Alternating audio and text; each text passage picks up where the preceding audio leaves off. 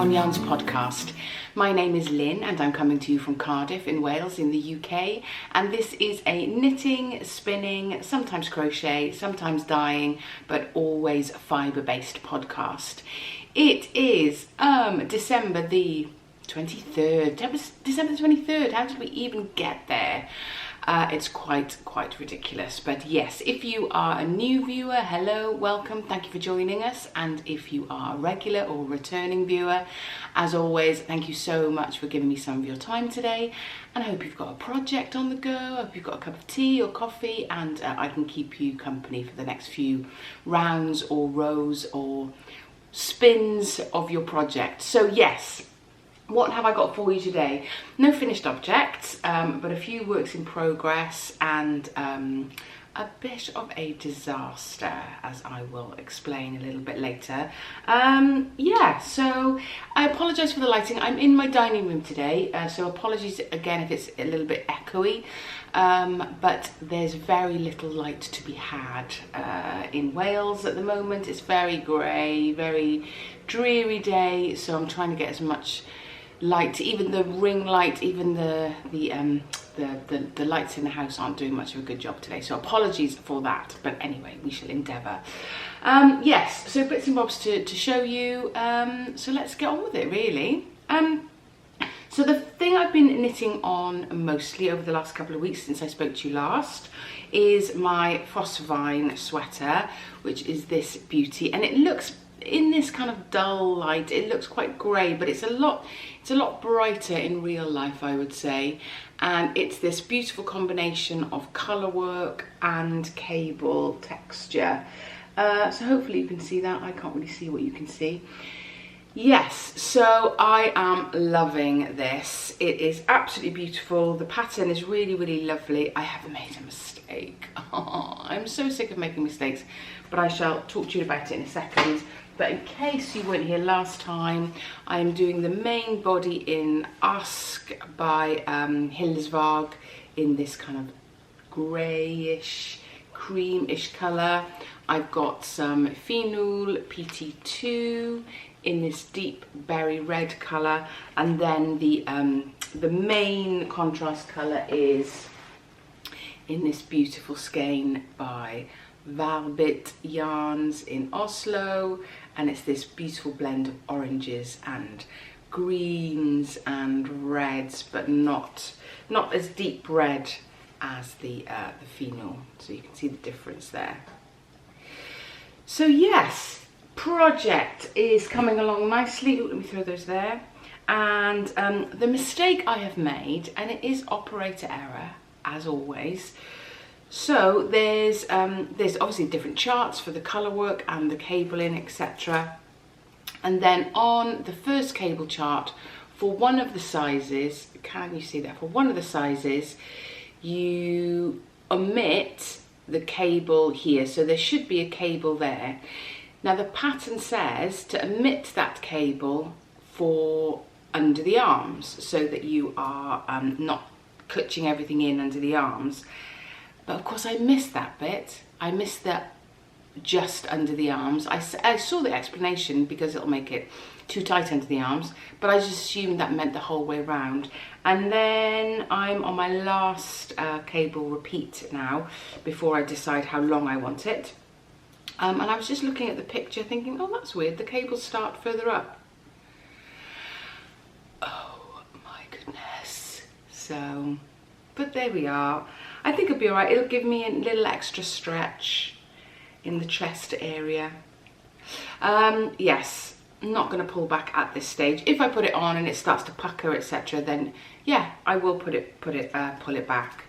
I hope not. I think it should be okay though. It seems to kind of be falling all right. But I think once I have finished this last repeat of cables, or maybe now, maybe I'll have a little try on and see that it fits well. So yes, beautiful pattern. I really like this one, and it knits up fairly quickly on a 3.25, so not the biggest of needles, but I think it's always the way, isn't it, when you've got a chart that you just kind of end up going, well, I'll do one more row, one more bit. Excuse me. So that is what I have been doing. So yes, that is my first work in progress. Enjoying that. My second work in progress was what I forgot to show you last week, the progress on it, and I think I should start to cast it off now really. It is the, I think it's called the Everyday Slouchy Beanie by, one second, by Dragon Horde Designs. Everyday Slouchy Beanie, yes, excuse the rustling. And it is just a really kind of long beanie with this double thickness start of it. What's this bit called? A band? The rim? Yes? I don't know. Anyway, so yeah, it's quite a long beanie, so because it's slouchy, obviously, from the name. So I think, yeah, maybe I will go on a little bit longer. And this is in a Fruvalborg, and I think it's her Halo sock, which has got cashmere in it, and it's so beautiful. Cashmere and silk, I think. Incredibly soft. So yeah, we don't tend to get really cold weather. Kind of December is sort of late January, February that starts to kick in. It's incredibly mild at the moment. I don't even really need to wear this sweater, to be honest, which is my Chauncey sweater, made from Isagar, Tvini tweed and Phenol Lamul yarn. Yeah, I think that's it. But yeah, I love this sweater. I love the pattern, love the sweater. It's so comfy and cozy and a really great pattern. I'll put the details below as always. But yes, so maybe a few more rounds on that to keep it kind of nice and long, but it's really super soft. So enjoying that one. That'll be my, I think, yeah, a couple more days on that maybe. It's just been so busy with kind of prepping for Christmas. I don't know what you're like, but my out of office is on, hooray! But that didn't go on until Tuesday, and what are we now? Thursday.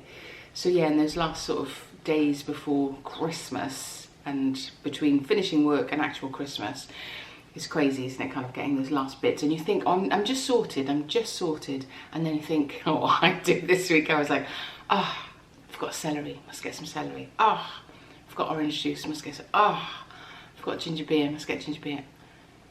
I don't know why these things just get into my head. I did do a list, but for some reason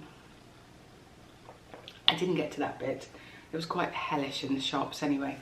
But we digress already. On to next project. What shall I do? Shall I do new cast on or disaster?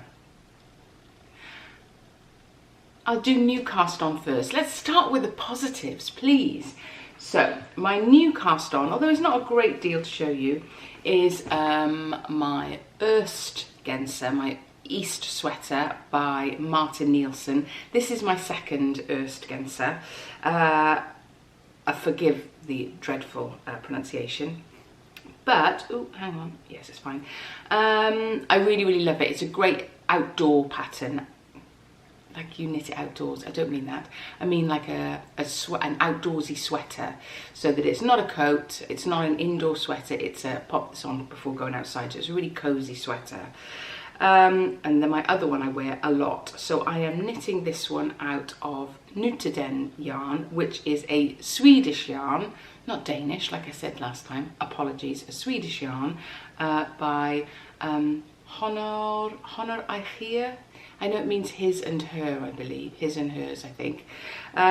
So yes, I'll put the details below, but it is in these plates, as I'm sure you've all seen. I'm quite late to the party, as I said last time, that always have such a fantastic textured, blended colour, because it's never just one solid colour. But it is pin roving. You probably can't even see that.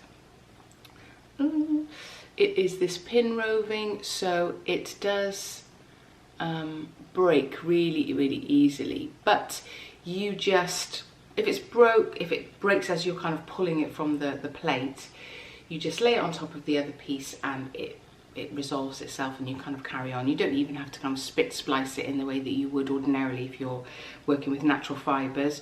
So it does break really easily.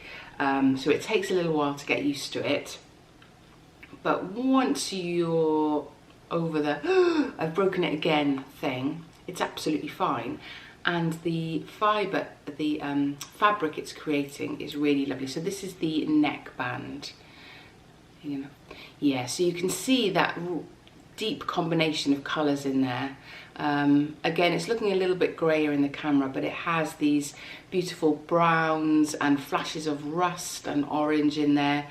And the shade name is Tallbark, which I believe means pine tree. So it's the inspiration behind it is the bark of a pine tree, and it does have a very, very looking at my outdoor Christmas tree, yeah, it does have that blend of colours of the woodiness of it, but also those flashes of orange and greys, etc. in there. So yeah, it's creating a really lovely fabric. It's rustic, but it's not scratchy.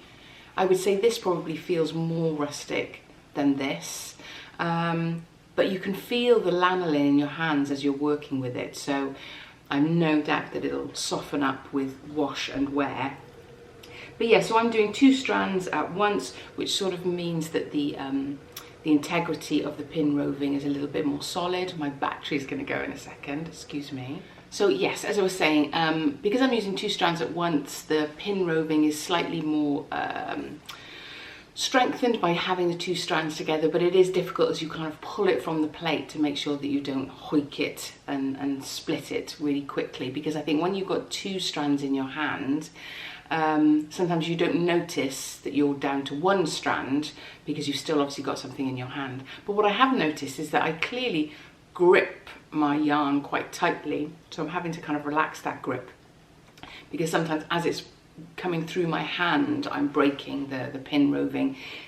There are parts in the plate that are slightly thinner than others, so there are sections that are quite thick, which means that, you know, it's easier to kind of pull through, but there are certain sections which have probably been sort of, I guess, sort of drafted as it's kind of come out of the machine, that are very, very slim. But obviously in the texture of the fabric that it creates, you don't see that thick and thinness as it goes along. But yeah, I really, really like it. I haven't worked with it before, and I know loads of people have, so I wanted to give it a try. But yes, so far so good. And that's on a 4 for the cuff, and I've just moved to a 5 now for the main body. And I think one of the tricky things with the pattern is that it's raglan sleeves, and the way that you do the raglan increases, because it's top down, you sort of have to, you're picking up stitches, but you're picking up 2 stitches in the same place. So I won't give it away, but it means that it's quite fiddly, the increase is quite fiddly, because you're expecting a lot of the stitch. So there are times where you really have to kind of pull that stitch tight to be able to create another stitch within it. Which ordinarily is fine in normal yarns, but because this is that pin roving, it feels a little bit more delicate to pull the yarn tight enough to kind of make the room in the stitch. So far it's all been fine so far, so I just feel like I'm taking a little bit longer over the increases than I did previously, the last time I did it. So yeah, so that one is ticking along quite nicely, and yeah, hopefully I'll get to do a little bit of that over the proper Christmas break, because it's not a Christmas break yet, is it? I think it's once you get after Christmas Day, the betwixtmas between Christmas Day and New Year, that's sort of the chill time, I always find. Yes, so that's that. And then my disaster. So after my last podcast, I am doing the Half and Half wrap by Pearl Soho, which I was really enjoying, and it did make me laugh a lot. And I apologise to all those of you who were clearly shouting at the screen going, no, you're doing it wrong, you're doing it wrong. Thankfully some of you messaged me, and some people were really quick, which did make me laugh. Thank you, yes, to those who did. And Jan, if you're watching, you were the first. You were like, Lynn, seriously, stop, put it down, you have to stop, you've done it wrong. And yes, she's right, you were all right, I have done it wrong.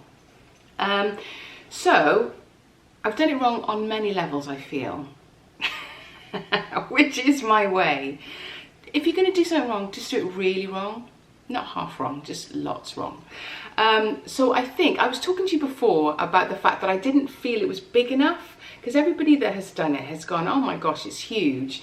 And I'm like, yeah, mine's like not huge at all. And I was talking to Julia from the Happy Knitting podcast. If you're watching, Julia, I hope you are having a lovely time at home and you managed to get there safe and sound, thank goodness. But yeah, she was like, it's like a neck scarf. It's like, yes, I can see that now. So I think what I've been doing is I have been doing the wrap and turn and then knitting one on its own, and every stitch, every of the 190 or 216, whichever size you're doing, should have its own wrap and turn. So I didn't do that. So really it should be twice as big, but I'm not sure I've got enough yarn to make it to whatever, we'll see. So that was my first mistake, which is why it is like a neck scarf. And then the second thing I did was that I've added the new colour now, and for some reason, the pattern is, for me, it was a bit complicated. I couldn't quite work out what I was supposed to be doing. And I think it was because I wasn't really sure which was my right side and my wrong side. So that's one of my tips.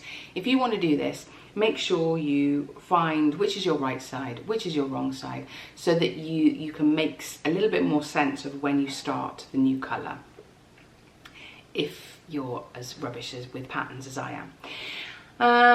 So yeah, so I am again working on the long edge, and I should be working on the short. Doesn't matter.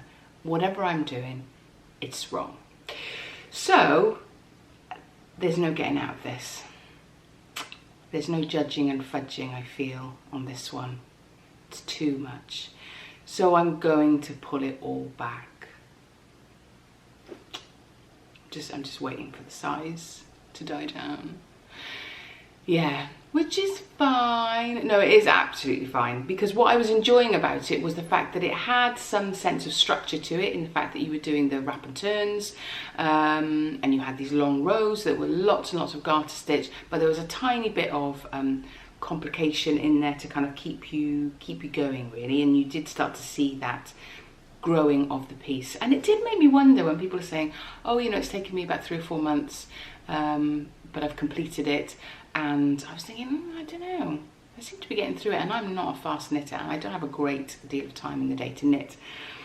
So yeah, it's gonna be pulled back, and I am gonna start again, but after Christmas, because this is perfect within the working week knitting, because there's no headspace needed for this, so I can kind of crack on with it in the week. So oh my goodness, my sweaters are a little bit more, keep an eye, make sure you're following the charts, do your counting. Numbers is no good when I'm busy. So yeah, so I will pull it back and I will start again in the new year. And then maybe by next Christmas, we'll sit here with look at this huge, and I'll be swamped in it, it'll be so massive. Do I have enough yarn for that? I'm not sure. But yes, so again, apologies for causing mass hysteria and shouting at screens. Thank you to those that did drop me a line. And they were also very urgent. They were like, you have gone very, very wrong, which I did appreciate and did make me laugh. So yes, that will be coming off the needles, ready to regroup in the new year, I think. So yeah, that was my disaster. Excuse me. So I think that's about it, really, in terms of what I've been knitting on. Spinning, I did do a little bit the other day. I try and watch a really cheesy old film and do some spinning over the Christmas period, but I haven't even had time to do that, really.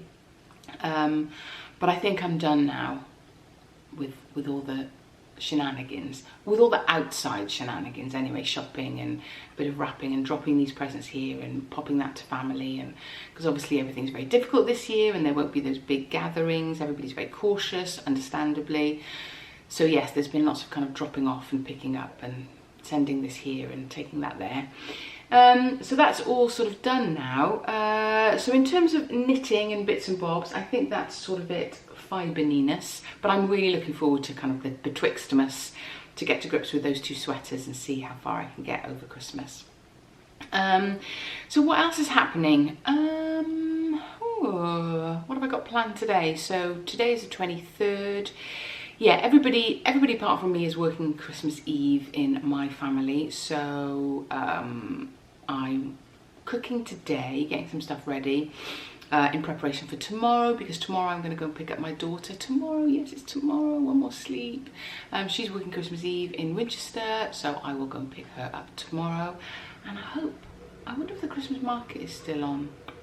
I know it's not as big this year as it is previously, but Winchester do a lovely Christmas market, so I might try and get there a little bit earlier and have a little mooch about if it's there. Yeah, so pick her up about lunchtime, get all her stuff together, and then come home. And bless her, she's been really, really stressed because one of her housemates tested positive for COVID a week ago now. So her isolation would have been up on Christmas Eve. So she was really worried because if she got it the next day or the next day, then isolation would be over Christmas. But so far, so good. They've been a week and they've managed to kind of isolate in the house. And they have had to do lateral flows every day, but yeah, she's been fine. And her flatmate goes back today because the isolation time has changed in England. So yeah, so she's leaving the flat to go home today. So hopefully, oh my goodness, hopefully we're in the clear. I don't know. My husband's in a Christmas show in the Christmas Carol at the Sherman, and they had to cancel a show last night, night before, because they had a bit of a COVID scare. But the person who was sharing with somebody who had been tested positive was fine, but he's gone home. And honestly, it's seeing on Twitter and Instagram that sort of everybody feels like they're sort of on a countdown, trying to avoid getting a positive before Christmas and not being able to see family, etc. So yeah, we're all lateral flowing every day to kind of check that we're kind of okay to kind of go out or to have people over, etc. So yeah, so there's been a lot of stress and tension over that, but hopefully we'll get to Christmas Eve and then we can shut the door and get on with a couple of days. But then my husband goes back to work. A lot of the shows have been cancelled now in Wales after Christmas, but I think theirs is still going ahead. They seem to be able to do the social distancing required within the theatre. So hopefully they'll be back after Christmas. We shall see. Yeah, so doing that sort of thing. What else have I done? Yeah, sorted the house, got some new Christmas cushions. Well, they're not Christmas cushions, but they are new cushions. We decided to give our front room a bit of a zhuzh over for Christmas, and we've got some lovely velvet cushions from IKEA. And it's so funny because when I think back to my mum and her 60s, 70s velvet cushions, I always remember thinking, oh my gosh, it's so ugly. And here I am with gold and red velvet cushions. How ridiculous is that? We always go back, don't we? We always go back to the 60s and 70s.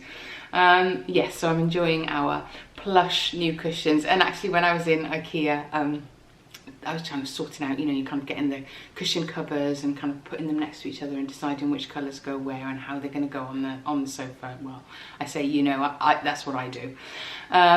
So yeah, and there were these two guys there that must have been mid-30s, I guess, early 30s maybe, discussion cushions, and there was a very intense conversation. And he was saying, oh no, these aren't the cushions I want. No, these aren't the ones. The ones I want are different shapes. They're different shapes. And the other guy was going, I don't know what you mean. Yeah, you know, the cushions you have for the bed. Cushions for the bed, you know.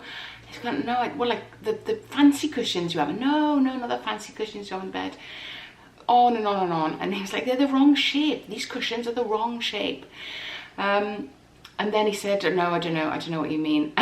And then the bloke said, you do know the cushions for the bed, the one that you actually put your head on. And the other guy went, pillows. Yeah, that's it. Oh, right, no, I'm low on pillows. Wow, oh my goodness. That made my Christmas. It did make me laugh and laugh. So now we have cushions for the bed. They're not pillows anymore. So yeah, so I did have to say, no, these are cushions. Pillows are in the bed section. Oh, right, great. Yeah, so I thought he meant like scatter cushions, but no. Cushions for the bed. Cushions you to put your head on. So there we are. Yeah, so that made me laugh. So we've got our new fancy Christmas cushions. I didn't get any cushions for the bed.